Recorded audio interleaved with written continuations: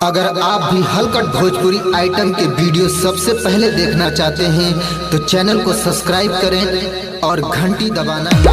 मैं सत्य कहती हूँ, सुन लो कमजोर मत जानो मुझे। कोरे गांव की योद्धाओं की संतान हूँ, ज्वालामुखी मानो मुझे।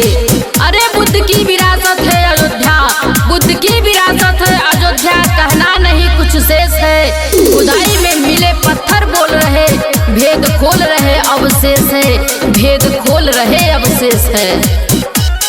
अयोध्या साकेत नगरी बुद्ध जी के बाटे सगरी। अयोध्या साकेत नगरी बुद्ध जी के बाटे सगरी। यदि हाथ लगाई है दुश्मन, बहुजन तुड़ दी है टंगरी।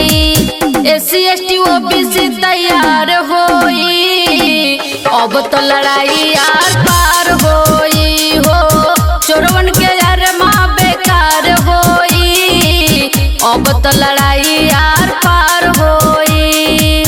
बौद्ध भिक्षुओं पर हमला बंद करो, नहीं तो जवाब देना हमें भी आता है। हम सभी सम्राट अशोक और बाबा भीम के संतान हैं, जिनके सामने विश्व सर झुकाता है, जिनके सामने विश्व सर झुकाता है।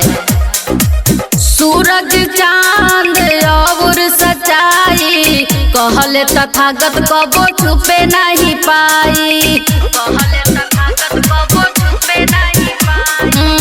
होई है अयोध्या में जतने खुदाई, मनुआ दिन के भेद खुलत जाई। जागल बाटे बहुजन अब इनका से जे टकराई, ओकरा देखल सपना सारा चूर चूर हो जाई हो।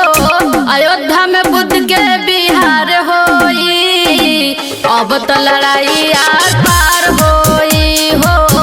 SC ST OBC तैयार होई, अब तो लड़ाई आर पार होई। सत्य हिंसा का पाठ भी भीम ने सिखाया है, हक के लिए लड़ना भी भीम ने बताया है। अगर मांगने से ना मिले अधिकार तो छीनना भी भीम ने सिखाया है, तो छीनना भी भीम ने